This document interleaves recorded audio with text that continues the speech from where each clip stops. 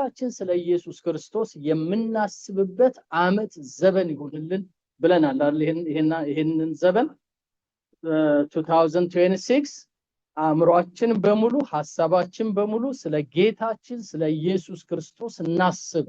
እሱም በማሰብ ነው መዳን የሚቻለው፣ እሱም በማሰብ ነው መትረፍ የሚቻለው፣ እሱም በማሰብ ነው ሕይወታችን የሚስተካከለው ብለን በዛ አይነት መልኩ ብዙም ጸልየን እንደገናም ደግሞ ብዙም በእግዚአብሔር ፊት ቆይተን ይሄንን ርዕስ ወስደን እያየን ያለነው አሁን ስንተኛ ሳምንታችን እንደሆነ ሁላችንም ወደ ኋላ መለስ ብለን የተጫኑትን ወይ ደግሞ ሪከርድ የተደረጉትን ልናይ እንችላለን። ግን ብዙ ሄደናል።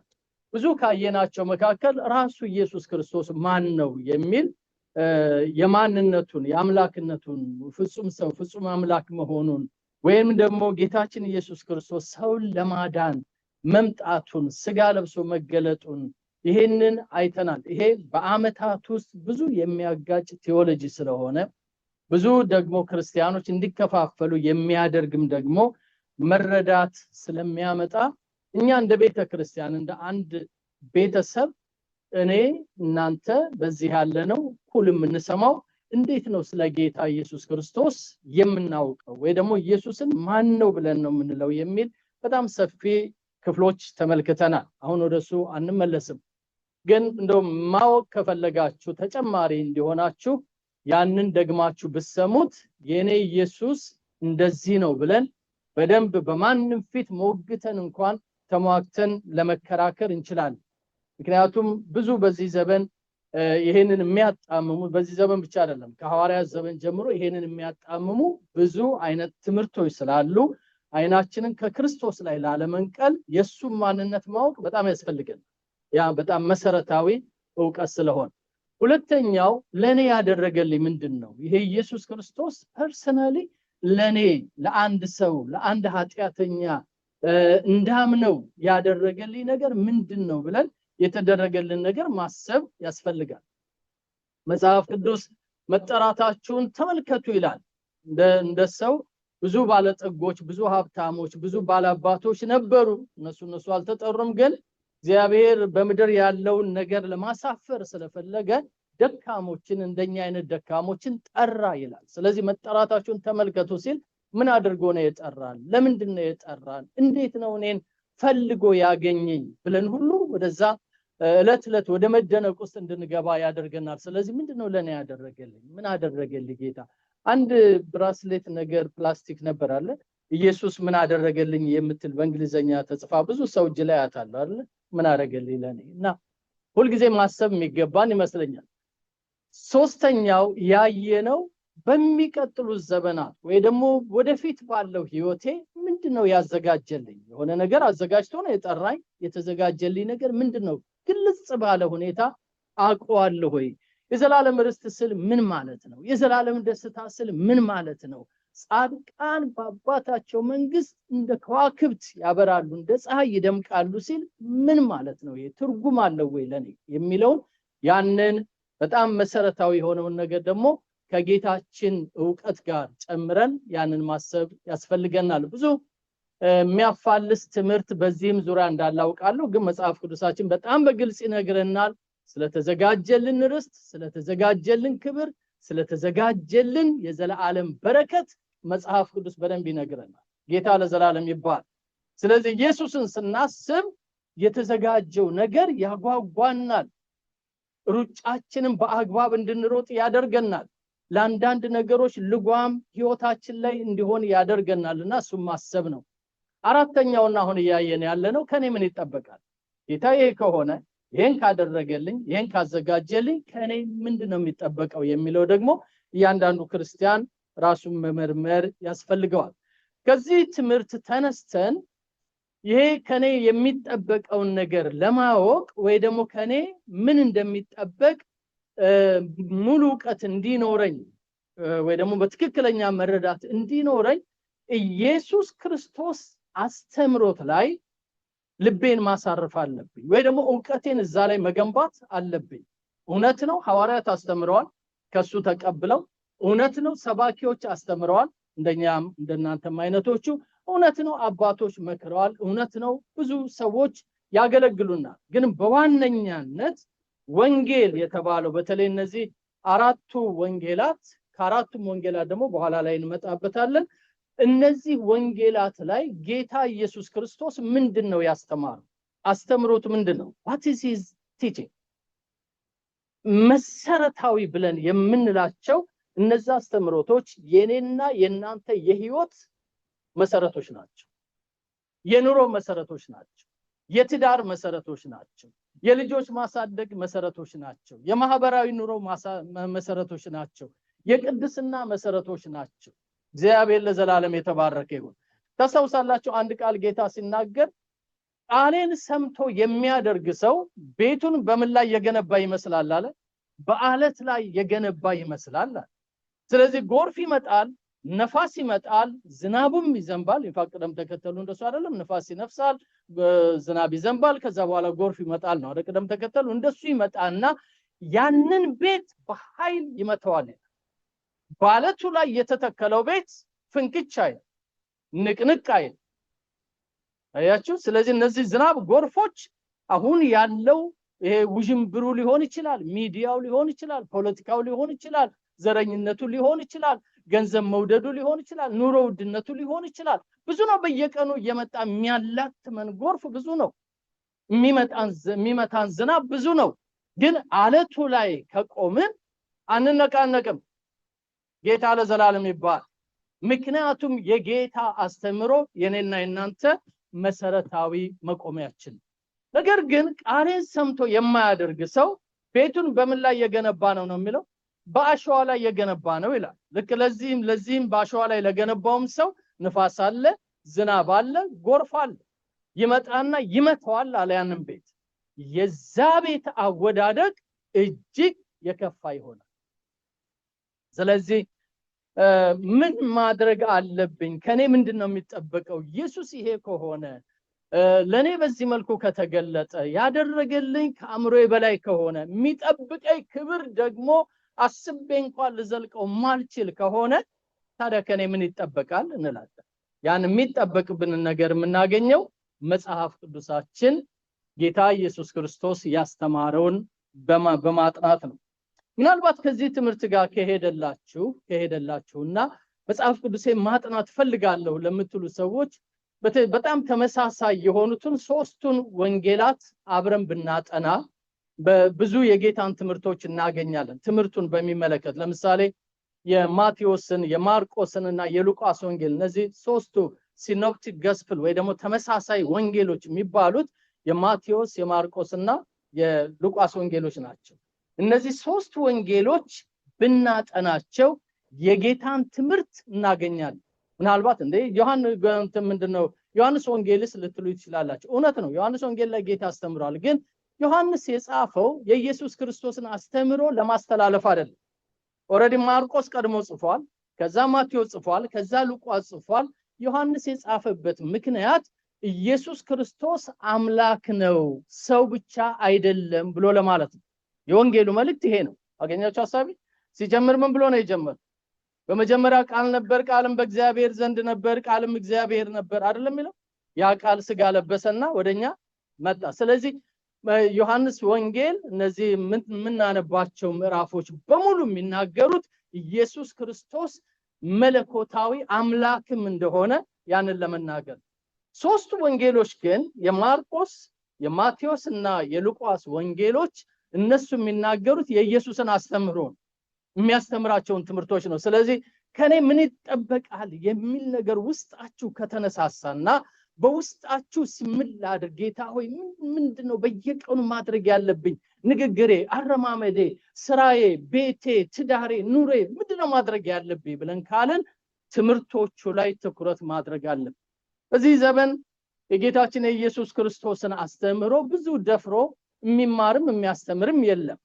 ብዙ እንደው የኛን ችግር በሚመለከት ወይ ደግሞ ፕሮብሌም ኦሪየንትድ የሆነ ፕሪቺንግ እና ቲቺንግ ነው እንጂ የምንሰማው የኢየሱስ ትምህርት ይሄ ነው ቢባል ወይ ደግሞ ያንን የሚያስተምሩ ሰዎችም ካሉ ብዙ ተከታይ የላቸው፣ ብዙዎችም ጆሮ አይሰጧቸው። ምክንያቱም አንዳንዶቹ ከባዶች ስለሚመስሉ፣ አንዳንዶቹ ደግሞ አውቀዋለሁ ልጅ ሆኜ ጀምሮ ሳነበው ነበር ይሄ ሌላ አዲስ መገለጥ ነው የምፈልገው አዲስ ከኔ ችግር ጋር የሚገናኝ ብለን ነው ጆሮአችን ወደዛ የሚሳበው። ግን ወገኖቼ ስለኛ ችግር ሺህ ጊዜ አይደንቲፋይ ያደረግን ፕሮብሌም ሶሉሽን ለማግኘት ይሄና ያ ብናደርግ ህይወታችን ፈቀቅ ሊል አይችልም።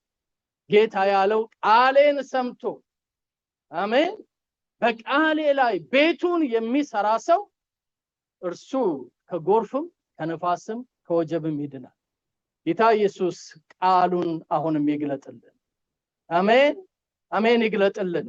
በተለይ ቆየት ባሉት ትርጉሞች እኛ አማርኛው ላይ እንኳን የለም ሬድ ሌተርስ ይሏቸዋል። ጌታ የተናገራቸው ንግግሮች በቀይ ነው የተጻፉት። ወንጌላት ላይ እንግሊዘኛ መጽሐፍ የእጃችሁ ላይ ካለ ማየት ይችላልላችሁ ወይም ደግሞ ኮሜንተሪ የምታነቡ ከሆነ በሙሉ ከሱ አፍ የወጣችው ቃል በሙሉ ሬድ ሌተርስ ሆና ተጽፏል። ለምንድን ነው ያ የሆነው? ትኩረት እንድናደርግ ትኩረት የኛን ብሶት የሚቀሰቅሱና ያን የሚያስታምሙ በጣም ብዙ የተጻፉ አሉ። ለምሳሌ ስለ ህመም ስለ በሽታ ስናስብ ኢዮብን ቶሎ ብለን ፈልገን እናመጣዋለን። ስለ ሌላው ነገር ብናስብ ደግሞ ሌላ እናስባለን። ያንን በማሰብ ብቻ ህይወታችን ሊቆም አይችልም። ያንን በማሰብ ህይወታችን ሊቆም አይችልም። ህይወታችን መቆም የሚችለው በኢየሱስ ክርስቶስ አስተምሮ ነው። ይሄን ስናገር በጣም ደስ ይለኛል። ሃሌሉያ! ጌታ ለዘላለም የተባረከ ይሁን። ለምሳላችሁ ጌታ ሲመጣ በተለይ የመጀመሪያ ወንጌል በወንጌላችን ውስጥ የማርቆስ ወንጌል ነው። የማርቆስ ወንጌል የመጀመሪያ የተጻፈ ነው። ማርቆስ ከልጅነቱ ጀምሮ ከጌታ ጋር ከሐዋርያት አንዱ አልነበረም፣ ግን ብዙ ሲከታተል ስለነበር አብሮም ስለነበረ በደንብ ያየውን ነገር የተመለከተውን ነገር ወዲያውኑ ነው የጻፈው።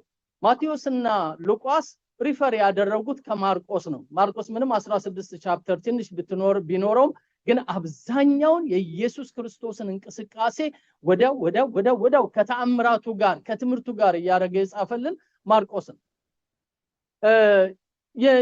ይሄንን ወንጌል ስንመለከት እዛ ላይ ያለውን ነገር ስናስብ የጌታን በካፉ የወጣውን ቃል በቀጥታ ለኛ ጆሮ ለኛ ልብ እናገኘዋለን። ያን ጊዜ ከዕለት ተዕለት እንቅስቃሴያችን ጋር ስትራግል እናደርጋለን፣ ወይ ደግሞ ስትራግል እንኳን ከባድ ፕራክቲስ እናደርጋለን። ጌታ እኮ ይሄን ብሏል፣ ጌታ ይሄን ብሏል፣ ጌታ ይሄን ብሏል። ለምሳሌ ቀኝህን ቢመታ ግራህን ስጠው ብሏል። ይሄ በዚህ ዘመን ጴንጤ የሚቻል አይደለም አይደል? አንድ ምዕራፍ ሲጠይቅህ ሁለት ሂድለት ብሏል። ወዳጅን ብትወድ ምን ዋጋ አለው? ጠላትህን ግን ምን በል ውደድ ብሏል። ሰዎች ላንተ እንዲያደርጉልህ የምትፈልገውን ነገር አንተ ደግሞ ለሌሎች አድር the golden rule የሚባለው እነዚህ ነገሮች ፌስ ያደርጉና እንደ ግድግዳ ናቸው።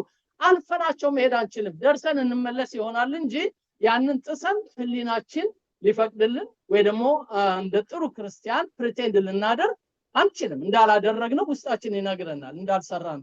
ስለዚህ ምንድነው የሚሆነው? መጀመሪያ ኢንፎርሜሽኑን አስተምሮቱን ወደኛ ስንወስደው ያን ጊዜ ዛሬ ባናደርገው ነገር ነገ ባናደርገው ከነገ ወዲያ እየበረታን በሄድን ቁጥር እናደርገዋል። ስለዚህ ከኔ ምን ይጠበቃል ካላችሁ የጌታን አስተምሮ ማወቅ ይጠበቃል። ክብር ለኢየሱስ ይሁን። ከኔ ምን ይጠበቃል ካልን ጌታ እንዳስተማሪ መኖር ይጠበቅብኛል። ጌታ ለዘላለም ይባል። የጌታችን የኢየሱስ ክርስቶስ አንዱ ትልቁ ቻሌንጅ ያደረጋቸው ማርቆስ ምዕራፍ 1 ላይ የሚናገረው የሚያስተምረው ትምህርት ምን አይነት ትምህርት ነው? እንደው እንደምንድነው የሚያስተምረው? እንደ ባለስልጣን አይደለም።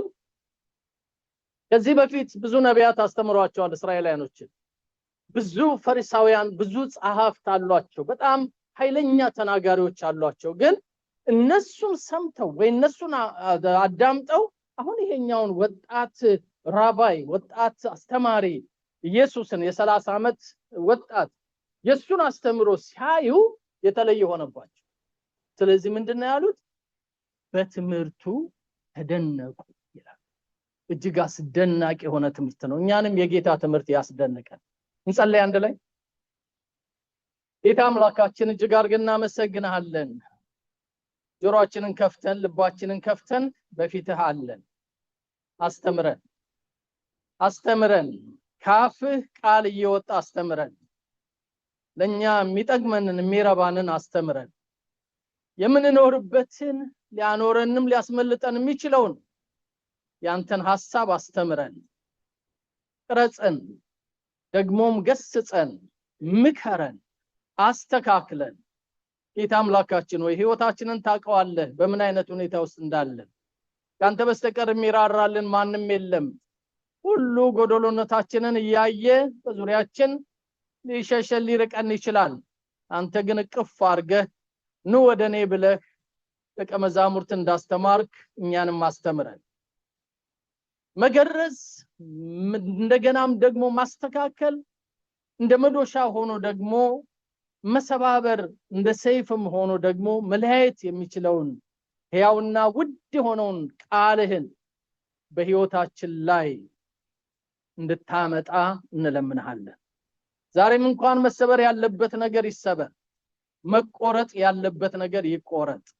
ከኛ መለየት ያለበት ነገር ይለይ ጌታ ሆይ ሕይወታችንን በእውነተኛው ትምህርት ላይ እንድንተክል ጸጋ አብዛልን እኔ ጸልያለሁ ጌታ ሆይ ያወቅነው እንኳን እንድናደርገው ማይፈልግ ብዙ ተግዳሮት አለን አንዱ ዲያብሎስ ሰይጣን ነው ምክንያቱም ቃሉን ይነጥቅ ነበር ቃሉን ይሰውርባቸው ነበር ቃሉን ያጠፋ ነበር ጌታ ሆይ አሁን በዚህ ሰዓት ጸልያለሁ ያጋንንት ስራ ቃሉን የሚያጣምም ቃሉን የሚያቀል ቃሉን ከሰማን በኋላ ከልባችን የሚወስድ እንድንረሳ የሚያደርግ ክፉ ሰይጣን በጌታ በኢየሱስ ክርስቶስ ስም ስራው ሁሉ የፈረሰ ይሁን በጌታ በኢየሱስ ክርስቶስ ስም እቅዱ ሁሉ ይፍረስ የተዘራውን መልካም ዘር ሊነጥቅ ሊወስድ ሊሻማ ተዘጋጅቶ ተሰልፎ የሚወጣ ክፉ መንፈስ በናዝሬቱ ጌታ በኢየሱስ ክርስቶስ ስም የተጠረገ ይሁን ዋጋ ከፍለን በመጽሐፍ ቅዱስ ጥናት በሴሚናሪ በትምህርት ቤት በእሑድ ስብከት እንደገናም በወገኖች መካከል በመወያየት የተነጋገርነውን ከአፍ የወጣውን ቃል ደግመን የተመካከርንበትን ያንን እየነጠቀ እየወሰደ በየሳምንቱ ባዶ በየቀኑ ባዶ የሚያደርግ አጋንንታዊ ተልኮ ዛሬ በዚህ ጉባኤ ስራውን አፈርሳለሁ በኢየሱስ ክርስቶስ ስም እቅዱ ሁሉ ይፍረስ በጌታ በኢየሱስ ክርስቶስ ስም ስራው ሁሉ ይፍረስ ተደብቆ ያለ አጋንንት ተሰውሮ ያለ አጋንንት ሰራቂ የሆነ አጋንንት እዚህ በቃሉ ተባርከን አሜን ሃሌሉያ ብለን ስንወጣ መንገድ ላይ ጠብቆ ሌላን ክርዳድ የሚዘራ የሰይጣን አሰራር በጌታ በኢየሱስ ስም የተሰበረ ይሁን አሜን በሉ ወገን አሜን ይስበርላችሁ ጌታ ይንቀልላችሁ ጌታ እግዚአብሔር ቃል ውስጥ ያለውን ሰላም ያለውን ደስታ ያለውን እረፍት እየተሻማ ሕይወትን የሚያባክን የቃሉ ጠላት የጽድቅ ጠላት የሆነ የአጋንንት አሰራር በኢየሱስ ክርስቶስ ስም ከሕይወታችሁ ላይ ይነቀል አይጠብቃችሁ መንገዳችሁ ላይ በኢየሱስ ክርስቶስ ስም የተመታ ይሁን ጌታ ሆይ ቃልህን ዝራ በላያችን ላይ እኛ ያንተ እርሻዎች ነን እኛ ያንተ ህንጻዎች ነን እኛ ያንተ መንፈስ ማደሪያዎች ነን ቃልህን በላያችን ላይ ዝራ ቃልህን በላያችን ላይ አትመው ዛሬም ውድ ዛሬም ክቡር ዛሬም ገናና የሆነው ጌታ ሆይ ብዙ የሚሰራው ሰማይ ምድር ያልፋል ከቃሌ ግን አንዳች አታልፍም ብለህ ያልከው ይሄ ውድ ቃልህ ነፍሳችንን እንዲያገኛት እንለምንሃለን ክብር በሰማይ ክብር በምድር ላንተ ይሁን በኢየሱስ ክርስቶስ ስም አሜን አሜን ለቃሉ ክብር ሲውላችሁም አሜን በሉ እግዚአብሔር የተባረከ ይሁን እንቀጥላለን ይህን ትምህርታችንን ዛሬም የደረስንበት ቦታ እንደርሳለን የጌታችን የኢየሱስ ክርስቶስ አስተምሮ ትኩረት በማድረግና ልናስበው ልናሰላስለው የሚገባል የጌታ ኢየሱስ ክርስቶስ ትምህርት በጣም ትኩረት ይጠይቃል ግን አሁን እንኳን በእውነት ለመናገር ብዙ ዝግጅቶች አሉን አቃሉ ግን እንደዚህ እንኳን ስንማር በሙሉ ሐሳባችን ስብስብ ብለን መማር ያስፈልጋል የእግዚአብሔር ቃል ስናጠና የኛ አእምሮ ታውቃላችሁ ትንሽ ነው የጌታ ቃል ግን ትልቅ እውነት ነው አይደል አንድ እኮ ካፉ የወጣው ቃል እኮ ነው ይሄን ዩኒቨርስ የሰራው። የተደረሰበት ፕላኔት 9 ነው፣ ግን ደግሞ ኢን ቢሊየንስ የሆኑ ጋላክሲዎችና ከዋክብቶች በዚህ ህዋ ላይ አሉ። ይሄን ሁሉ የፈጠረው አንድ ካፉ በወጣው ቃል። ክብር ለኢየሱስ ይሁን። ልብ ብለን መስማት ያስፈልገናል የጌታን ቃል። በትንሹ አእምሮአችን ሁሉ ልንይዘው አንችልም፣ ግን እንዳያልፈን ተሰብስበን ተከማችተን ጊዜ ወስደን የአምላካችንን የእግዚአብሔርን ቃል ማየት ያስፈልገናል። የጌታ ኢየሱስ ክርስቶስ አስተምህሮ ግልጽ ነው፣ ውስብስብ አይደለም። እውነት ነው። ከሱ በፊት የነበሩ ብዙ የተላኩ የቃሉ አገልጋዮች አሉ። የነሱ ትምህርት አስተምህሮ መግለጫ ያስፈልገዋል፣ ወይ ደግሞ ሌላ የሚያብራራ ያስፈልገዋል። የጌታ ትምህርት ግን ምንድነው?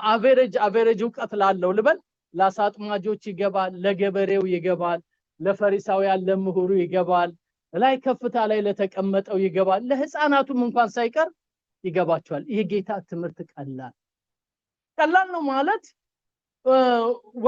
ዋጋው ትንሽ ነው ማለት አይደለም፣ ግን ለሰው ልጆች በሙሉ በጣም ሲምፕሊፋይ ሆኖ የመጣ ነው። ልክ ሀለ እንደማለት ወይ ደግሞ ኤቢ እንደማለት ነው። የጌታ ትምህርት ትኩረት አልሰጠነውም እንጂ ከሰጠነው በጣም ቀላል ነው ወገኖች። ለምንድነው ቀላል የሚሆነው? የሚነግረን ምሳሌዎች እንኳን እኛው ሰፈር ያሉ ምሳሌዎች ናቸው። ወይ ገበሬ ነው፣ ወይ አትክልት ነው፣ ወይ ወይን ነው፣ ወይ እረኛ ነው፣ ወይ እርሻ ነው። ምንድነው ከዛ ውጪ?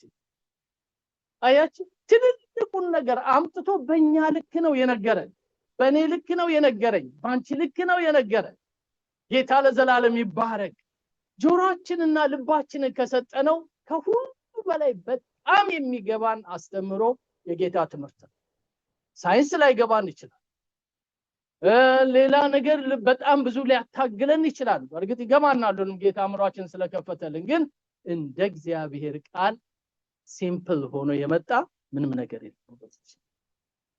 ከቃሉ ጋር ፍቅር የያዛችሁ አሜን። ይሄ በጣም ያስፈልገናል። ስለዚህ የሱ አስተምሮቶች ላይ ማተኮር አለብን። በዋናነት ደረጃ እነዚህን የሚመስሉ አንድ 5 ነገሮች ብናይ ደስ ይለኛል። የጌታ ትምህርት፣ የጌታችን የኢየሱስ ክርስቶስ መሰረታዊ አስተምሮ የተመሰረተው በምን ላይ ነው? በወንጌል። ሲሁሉ ሰው ወንጌል ይበልልኝ። እስቲ ድገሙት እንደገና። በወንጌል ላይ በሉልኝ። ወንጌልን እኛ ብዙ ጊዜ የፕሮቴስታንት ቤተክርስቲያን ወንጌልን ያከበር ነው የሰራን የሚመስለን። እየሰማችሁ ነው? እዚህ ቤት ነው ያላችሁት ሁላችሁ። የሰራን የሚመስለን ስንመሰክር ነው። ልንመሰክር ወንጌልን ሰርቼ መጣሁ፣ ወንጌልን አዳርሼ መጣሁ፣ ወንጌልን እንደዚህ አደረኩ ነው። which is good ይሄ ኢምፕሊኬሽኑ ነው፣ አክሽን ነው። ይሄ ይፈልጋል። ግን ወንጌል መጀመሪያ የኔ ቀለም መሆን አለበት። ከኔ ጋር ናችሁ? ወንጌል የኔ የግሌ የራሴ። ሃሌሉያ! ለምን? የጌታዬ ትምህርት ነው፣ የአምላኬ ትምህርት ነው፣ ለኔ የተጻፈ የፍቅር ደብዳቤ ነው፣ ለኔ የተናገረ ነው። ስለዚህ ወንጌልን ወጥቼ ከመስራቴ በፊት መጀመሪያ የኔ መሆን አለበት። ለዚህ ነው ጌታ እያስተማረ ያለ ምን ይላችኋል? ለመሆኑ የምላችሁን አስተዋላችሁን ይላችኋል። ማቴዎስ 13 ላይ አስተዋላችሁን የምነግራችሁን ምን ማለት ነው? እናንተ ጋር ይቀመጥ፣ እናንተ ላይ ይታተም፣ እናንተ ኑሩበት። ከዛ በኋላ ስትሄዱ ያንን ኑሯችሁን እያዩ የሰማዩን አባታችሁን ያመሰግናሉ። ክብር ለኢየሱስ ይሁን። ስለዚህ ወንጌል ላይ የተመሰረቱትን ነው በእነዚህ በ5 ደረጃዎች ልንከፍለው እንችላለን። ከዛ ደግሞ ትንሽ ዘርዘም እናደርገዋለን ወደ 12 ነጥቦች። ግን ከስክሪኑ ላይ ወሰን የመጀመሪያው የጌታችን የኢየሱስ ክርስቶስ አስተምሮ በዋነኛነት ሲጠቀለል ያስተማረው ስለ እግዚአብሔር መንግስት ነው። ሰዎች የእግዚአብሔር መንግስት አክሴፕት እንዲያደርጉት እንዲቀበሉት፣ ሁላችንም የተጠራንበትና እንኖርበታለን የምንልበት ስፍራ አለን፣ አገዛዝ አለን፣ መንግስት አለን፣ ንጉስ አለን። ሃሌሉያ! እግዚአብሔር ለዘላለም ይባረክ። ያ ምን ይባላል? የእግዚአብሔር መንግስት፣ the kingdom of God። ጌታ የመጀመሪያው አስተምሮ ወይ ደግሞ በዋነኛነት ሲጠቀለል ይሄንን ይዤ የመጣሁትን መንግስት በደንብ እወቁት፣ ተማሩት፣ አስተውሉት። ሃሌሉያ! እናንተን የጠራኋችሁ የዚህ መንግስት ነዋሪዎች እንድትሆኑ ነው። ይሄ መንግስት ነው የሚገዛችሁ፣ የሚያስተዳድራችሁ ይሄ መንግስት ነው። ከረንሲያችሁ ይሄ መንግስት ውስጥ ያለ ነው። ሪሶርሳችሁ የዚህ መንግስት ንጉስ ነው። የሚጠብቃችሁ በዚህ መንግስት ውስጥ ያሉ ሰራዊቶች ናቸው። ወንድምና እህቶቻችሁ ወደዚህ መንግስት የመጡ ናቸው። አሜን። ሁላችንም አንድ ላይ የእግዚአብሔር መንግስት እንበል። ሃሌሉያ አሜን። የሚያኮራ የሚያስደስት የሚናፈቅ ሃሌሉያ ሰላም የበዛበት ጽድቅ የነገሰበት የአምላካችን የእግዚአብሔር መንግስት የጌታ ትምህርት ዳንኤል ራእይ አይደል? ከተራራ ላይ የምትመጣ ድንጋይ የሰው እጅ ሳይነካት የምትንከባለል። ኢንፋክት ዳንኤል አይደለም ያየው፣ ዳንኤል ነው የተረጎመው ለንጉሱ። እናችን ድንጋይ የሰው እጅ አልነካትም፣ ግን ከተራራው ላይ እየተንከባለለች መጣችና ያንን የቆመ ምስል ከላይ ወርቅ፣ ከዛ ብር፣ ከዛ ነሐስ፣ ከዛ ብረት የሆነውን ያንን ትልቅ ስታቹ ያንን ትልቅ ምስል ከእግሩ ጀመረችና መሰባበር ጀመረች። ያቺ ድንጋይ እየሰባበረች እግሩን ጨረሰች፣ ወገቡን፣ ከዛ ደረቱን፣ ከዛ ጭንቅላቱን ድቅቅ አርጋ ፈጨችውና ያንን የፈጨችውን ለነፋስ ሰጠችው። እሷ ግን ምን እየሆነች መጣች አለ? እየገዘፈች እየተለቀች ማትነቃነቅ ትልቅ ተራራ ሆነች። ያቺ የሰው እጅ ሳይነካት ከተራራ ላይ የወረደች ትንሽ ድንጋይ እና ዳንኤል ትርጉሙ ሲገባው ምን አለ? እሷ የእግዚአብሔር መንግስት ነው። ክብር ለኢየሱስ ይሁን። የምድር መንግስታትን ሁሉ ጨፍልቃ ፈሽሳ ነክሳ የምትኖር የአምላካችን የጌታችን የኢየሱስ ክርስቶስ ዘላለማዊ መንግስት ነው። ወገኖቼ ወደዚህ መንግስት እንኳን በሰላም መጣችሁ። እንኳን የዚህ መንግስት ነዋሪዎች ሆናችሁ። እንኳን የዚህ መንግስት ዜና ለመስማት እድል እግዚአብሔር ሰጣችሁ። ሃሌሉያ። አያችሁ፣ የኔ እግዚአብሔር መንግስት የትም ቦታ እናገኘውም፣ ክርስቶስ ትምህርት ውስጥ ብቻ ነው የምናገኘው። ፈሪሳውያን እንኳን በጣም እንትን ብሏቸው ከየት ናት የእግዚአብሔር መንግስት? ወዴት ናት? እንዴት ናት እያሉ ጠየቁት። ጌታ ነገራቸው። ቀርባለች፣ ደርሳለች፣ በመካከላችሁ ናት እያለ በሶስት ስቴፕ የእግዚአብሔር መንግስት በሰዎች መካከል እንዳለች ተናገረ። እግዚአብሔር መንግስት ትልቅ ትምህርት ነው በክርስቶስ አስተምሮት ውስጥ። ስለዚህ ጊዜ ከወሰደባችሁ የእግዚአብሔር መንግስት አጥሩ። ሁለተኛው ንስሐና መንፈሳዊ መታደስ ነው። ያለ ንስሐ ወደ እግዚአብሔር መንግስት አይገባም። ዛሬ ተሰብስበናል፣ ጸልየናል፣ ንስሐ ገብተናል። ነገም ቢሆን ንስሐ እንገባለን፣ ሁልጊዜም ቢሆን ንስሐ እንገባለን። ምክንያቱም በዚህ ስጋ ውስጥ ካለን ድረስ ማንሳሳት አይነቶች አይደለን። ግን ለሁላችንም የተሰጠን እድል አለ። ንስሐ የሚባል ሲውል ሰው ንስሐ ይበልልኝ። ንስሐ ምንድነው የሚያደርገው? ህይወታችንን ያድሰዋል። መንፈሳዊ መታደስ በህይወታችን እንዲመጣ ያደርገዋል። ስፒሪቹዋል ሪኒዋል ብለን የምንለው ይህ ውስጣችን ይነቃቃል። ሁዳ የተንከባለለ ኃጢአት የተሰረየልኝ አም ፍሪ ብለን እንድንል ያደርገናል። ያ ደግሞ ለማምለክ፣ ለመዘመር፣ ለማገልገል በሰዎች መካከል በቅዱሳን መካከል በነፃነት ለመግባት ለመውጣት እድል ይሰጠናል። እንኳን ጌታ ንስሐን አዘጋጀልን። ጌታ ለዘላለም ይባረክ። ስለዚህ ሁለተኛው ስብከት ምንድነው? የእግዚአብሔር መንግስት ቀርባለችና ምን በሉ አለ? ንስሐ ግቡ። የጌታ ትምህርት ይሄ ነው። ሶስተኛው ፍቅር ነው። ፍቅር ለእግዚአብሔር፣ ፍቅር ለባልንጀሮቻችን፣ ፍቅር ለጠላቶቻችን ዲማንድ ይደረጋል። ጌታ ያስተማረው ይሄን ነው። ስለዚህ ጠላት ምን በለው ነው የሚለው? ውደደው። ባልንጀራህን ደግሞ እንደራስህ አድርገህ ውደድ። አምላክህን በፍጹም ልብ፣ በፍጹም ነፍስ፣ በፍጹም ኃይል ምን በለው? ውደደው። ዲማንድ ያደርጋል። ስለዚህ የጌታ ትምህርት ምንድነው ካላችሁ መውደድ ነው። ሌላ ነገር የለም። ውደዱ። ተጎርታችኋል፣ ውደዱ። ሰዎች ንቀዋችኋል፣ ውደዱ። በድለዋችኋል፣ ውደዱ። ገፍተዋችኋል፣ ውደዱ። አልተቀበሏችሁም፣ ውደዱ። እግዚአብሔር ይባረክ። መጥቷችኋል፣ ውደዷቸው። ወጓችሁ እንደኔ በጦር ውደዱ። ተሳይልም የጌታ ትምህርት። አረ ምን ነው ጌታ ሆይ። አንድ ሰው ያደረጉትን አንድ አገልጋይ ሲናገር ሰምቻለሁና ሰው በቀደም ባለው የምድር ስርዓት ውስጥ ጌታን ከማግኘታቸው በፊት በጣም ባለስልጣን የነበሩ ናቸው እና ኃይለኛ የሚፈሩ የሚከበሩ ናቸው እና በኋላ ላይ ጌታን አገኙ፣ ወደ ጌታ መጡ፣ በጌታ ፍቅር ተያዙ፣ ብዙ ነገር ውስጥ በቃ ለጌታ ህይወታቸውን ሰጥተው በቤተክርስቲያን ታዋቂ ሰው ሆኑ። አንድ ቀን ግን አንድ ነገር አጋጠማቸውና በጣም እንደው ከፍ ዝቅ የሚያደርግ ነገር አጋጠማቸው። ማይችሉት ደረጃ ላይ ደረሰ። ከዛ ጌታ ሆይ ምን ነው እንዲህ አይነቱን ነገር በፊት ብታመጣው ኖሮ አሁን ለምን አመጣህብኛል ይባላል እና በፊት ብታመጣው ኖሮ አሁን ምን ላርገው ሼን እንዴት አርጌ ላስተናግደው ማለታቸው። ናኙ ሰው ሲናገሩ ጌታን ባላገኝ ኖሮ ይሄ እጄ ስራ ይሰራ ነበር። ግን እኮ ትልቅ ሰው ናቸው አርጅተዋል። አንዳንድ ጊዜ እጃችን ብቻ ልባችንም አመፀኛ ይሆናል አይደል? ጌታ ግን የሚለው ምን በሉ ነው የሚለው? ውደዱ። ሲወደዱ በሉልኝ። ይሄን ያስተማሩ በሙሉ በጌታ የተጎዳችሁ አላችሁ፣ ግን ውደዱ። አምላካችሁንም ውደዱ፣ ባልንጀራችሁንም ውደዱ። ሁሉንም ምን በሉ? ውደዱ። የጌታ ትምህርት። አራተኛው የጌታ ትምህርት ፎርጊቭነስ። መቼም ለክርስቲያን ምህረት እንደማድረግና ይቅርታ እንደማድረግ ከባድ ትግል የለም። አንድ ጊዜ በቅርቡ እኔና ዲ የምናውቃቸው ቤተሰቦች በትዳር ውስጥ ያሉ ናቸውና በጣም ተጋጩ። ግጭቱ ከባድ ነው። ለትምህርታችሁ እንዲሆን ነው የምነግራችሁ። እና እቺን እህት ደውዬ ሳነጋግር እንዳለ በፍጹም ይቅር አልለው ማለት እንደ ይቅር ባትይ እኮ በኋላ በእግዚአብሔር መንግስት አብራችሁ ነው የምትኖሩት። ልጆችሽ አባት ነው፣ ይቅር ማለት አለብሽ እድሎች ከሆነ። በፍጹም የኔ ጌታ ቢፈልግ ሲኦል ይክተተኝ እንጂ ሲሪየስሊ ከልቤ ነው የምላችሁ።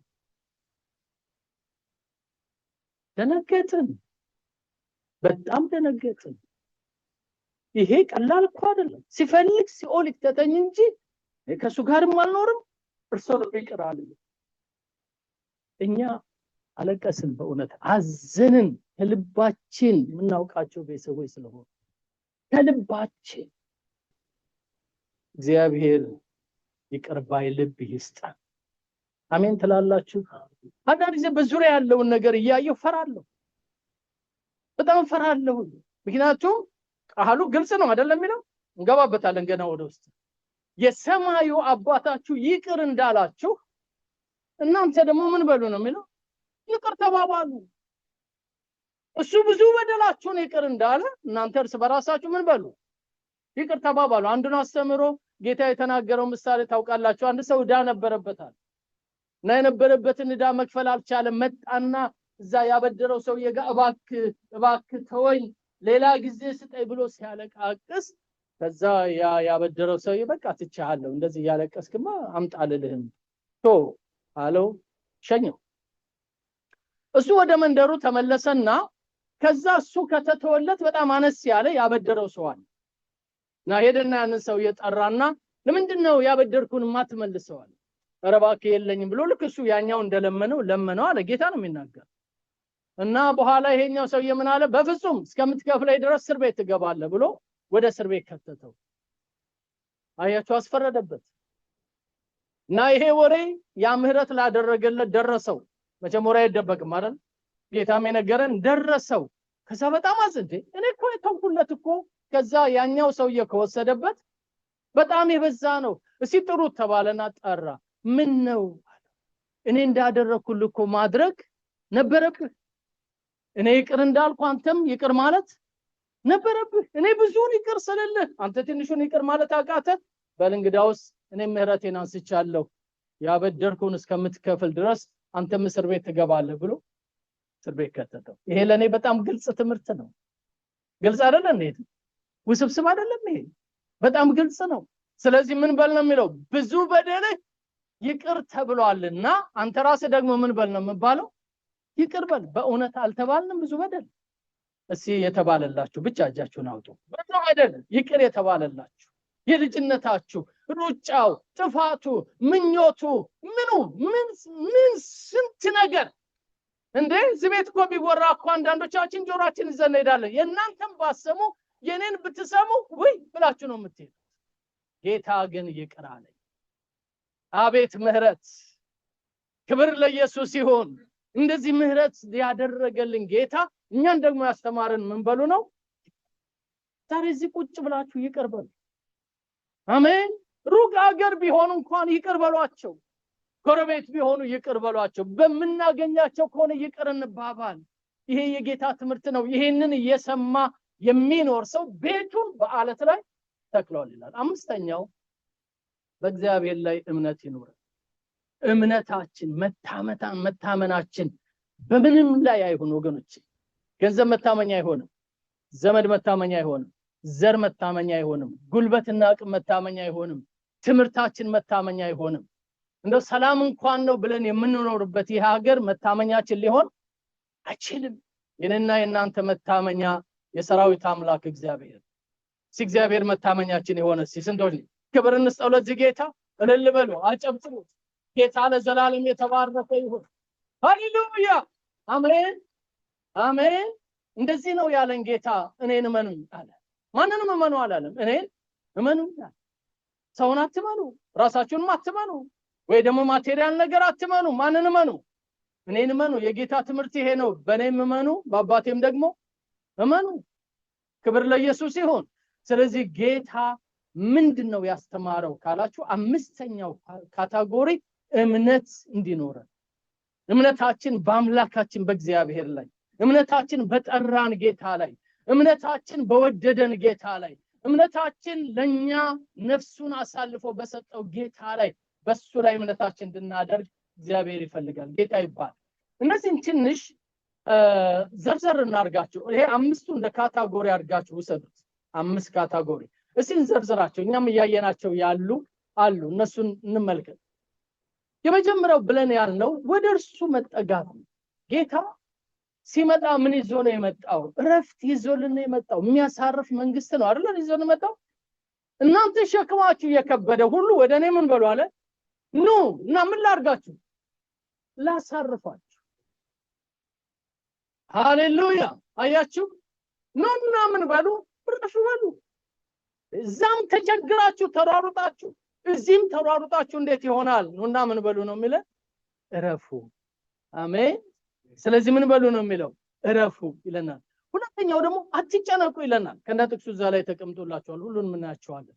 አትጨነቁ። በምን? በአንዳች ነገር አትጨነቁ። ጌታ ይሄንን ጭንቀት ከላያችን ላይ ያንሳው። እስኪ በደንብ አሜን በሉ። በዚህ ባለፈው ሳምንት በአንደኛው ቀን ማታ ከመሸ የሆነ ነገር ሰማው እና ለነገራት አልፈለኩም። ላድግን ያው ፊት አይደበቅም አይደለም፣ ምን ታረጋላችሁ? እና በጣም ቆይቼ ምን ሆነሃል ስትለይ ቆይታ ነገርኳት እና ሁለታችንም መጨነቅ ጀመርን። አረ ጌታ ሆይ ውሰደው ይሄንን ነገር፣ አረ በሰላም እንቅልፋችን ተኛ፣ አረ ውሰደው። ግን አይሄድም። ቆየ ነገሩ ለሰዓታት እና ጸለይንና ዝም ብለን ተኛ። ጧት ስንነሳ የለም። ምንድን ነበረ ያስጨነቀን ማለት ጀመረ። ብንፈልግ አጣን። ጌታ ኢየሱስ ጭንቀታችንን ይወስደዋል። እንግዲህ ለሊቱ አልነጋም። ሄደን የሰራነው ስራ የለም፣ ደውለን ያነጋገርነው የለም። በዛች 4-5 ሰዓት በምትሞላ ጊዜ ውስጥ የት እንደገባ አላወቅንም። ይሄው እስከ ዛሬ አልተመለስንበትም። የለም። አያችሁ፣ በጣም ያስጨንቀውን ነገር ጌታ ምንድነው ያለን? አትጨነቁ። ስለ ነገ ነው አትጨነቁ። ስለ ወደፊት ነው አትጨነቁ። ስለ ጤናችሁ ነው አትጨነቁ። ጌታ ለዘላለም ይባረክ። ስለ ማንኛውም ነገር አትጨነቁ። ጌታ ይባረክ። ሶስተኛው አይተነዋል። ተዘጋጅታችሁ ጠብቁ። ዝግጅት ሁሉ ጊዜ ያስፈልጋል። ዛሬ የምንመለከተው ጊዜ ካለን አራተኛው ወደ ዓለም ሁሉ ሂዱ። ወዴት ነው ዓለም? ዓለም ማለት ከዚህ ተነስተን አፍሪካ መሄድ ነው። ከዚህ ተነስተን ላቲን መሄድ ነው። ከዚህ ተነስተን ራሽያ፣ ኤሽያ መሄድ ነው። እሱ ብቻ አይደለም ወገኖች፣ አለን ብዙ ዓለም በእኛ ሰርክል ውስጥ። አንድ ቪሌጅ ውስጥ እንኳን ብትሆን ያ የዓለም አካባቢ ነው። ግን ምን በሉበት ነው የሚለው? ሂዱበት። መጥቶ እስከሚኮተኩታችሁ አጠብቁ። እናንተ ኃይል ለብሳችሁ ሂዱበት። እግዚአብሔር ለዘላለም የተባረከ ይሁን። አሜን። እንሄድበታለን። እስቲ አሜን በሉ ልባካችሁ። ጠላትም ከሆነ እየመጣ እንዲያጠቃን እድል አንሰጠውም። እኛ እንሄድበታለን። ምሽግም ካለ ወደ ምሽጉ እንሄዳለን። ጨለማም ከሆነ ጨለማውን ለመክፈፍ እንሄዳለን። ጌታ ይባረክ። ምን ሸሽ አንሆንም። ይልቁንም ምኖች ነው የምንሆነው? የምንሄድ ነው የምንሆነው። እንደ አራተኛ ያየነው አምስተኛ ቅድም አይተነዋል። እግዚአብሔርን ምን በሉ ነው የሚለው? ውደዱ።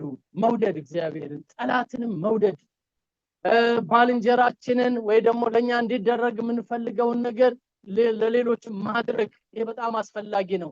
ባልንጀራን እንደራስ መውደድ፣ በትህትና ማገልገል። እናገልግል ከተባለ በጣም በትህትና ነው ማገልገል ያለብን። ትሁት መሆን አለብን።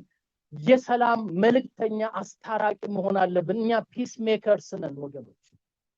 እያንዳንዳችን እንደ አንዳንድ ፒስ እንኳን ብንታይ፣ እንደ ነጠላ ብንታይ እንኳን እኛ ለብዙ ሰዎች መገናኘት ምክንያት ነው የምንሆን። መለያየት ምክንያት አንሆን። አስታራቂ ነው የምንሆን። ክብር ለኢየሱስ ይሁን። ከቤታችን፣ ከትዳራችን፣ ከጓደኞቻችን ጀምረን ጊዜ ፒስ ሜከርስ ነው። የሰላም ሰዎች፣ የሰላም አምባሳደሮች። ወደ መጨረሻ አካባቢ እየደረስኩ ነው። መብራታችሁ ምን ይሁን ይላል? የበራ ይሁን። let your light shine፣ ይብራ፣ ይገለጥ። አሜን። እዚህ ብዙ ነን ያለን። የባፈሎ አማኑኤል ቤተክርስቲያን፣ የሮችስተር ቤተክርስቲያን፣ የሴራስኪዩስ ቤተክርስቲያን፣ እያንዳንዱ አጥቢያ ውስጥ ያለን ሁላችንም ብርሃናችን እንዲበራ ነው የሚፈልገው። ከተሞቻችን ያ ብርሃን ያስፈልጋቸዋል። ቤተሰቦቻችን ያ ብርሃን ያስፈልጋቸዋል። የእግዚአብሔር ብርሃን እንዲበራ። የመጨረሻው የሁሉ መጠቅለያ the kingdom of God፣ የእግዚአብሔር መንግስት። እግዚአብሔር ለዘላለም የተባረከ ይሁን። እነዚህን የጌታ ኢየሱስ ክርስቶስን አስተምሮቶች ወስደን ህይወታችን ላይ ስናደርጋቸው ምንድነው የሚሆነው መሰላችሁ? ኑሯችን፣ እርምጃችን፣ አደራረጋችን በሙሉ ያማረ የተዋበ ክርስቲያን የሚሸት ኢየሱስን የሚገልጥ ይሆንልን። እግዚአብሔር በዚህ መልኩ ነው ሊያስታጥቀን የፈለገው፣ ሊያበረታን የፈለገው። ይህን ሁሉ ትምህርት ጌታ ለምንድን ነው ያስተማረው ካላችሁ፣ ሁላችንንም የሚልክበት ሰፊ እርሻ። ወዴት ሄዷል? ወደ ዓለም ሁሉ ሄዱ፣ ወንጌልን ለፍጥረት ሁሉ ምን በሉ ነው የሚለው? ስበኩ። እግዚአብሔር ለዘላለም የተባረከ ይሁን። ይህንን ህይወት ስናገኘው፣ ይህንን ትምህርት ስናገኘው፣ ይህንን እግዚአብሔርን ቃል ሙላት ስናገኘው መሄድ ለኛ ከባድ አይሆንም። ይልቁንም በጣም ቀላል ነው የሚሆነው። የወንጌል ተልእኮ እኛን ስለሚያንቀሳቅሰን፣ የወንጌል ተልእኮ የመኖራችን ዋነኛው ዓላማ ስለሆነ፣ ታላቁ ተልእኮ በጌታችን በኢየሱስ ክርስቶስ በኩል ወደኛ የመጣ ነው።